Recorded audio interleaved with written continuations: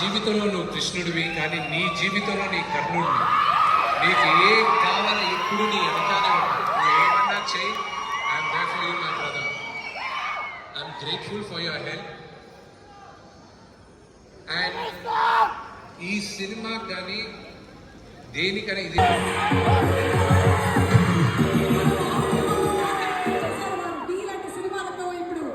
మళ్ళీ ఈ కన్నప్ప లాంటి ఒక హిస్టారిక్ ఎపిక్ ని తీసుకొస్తారు.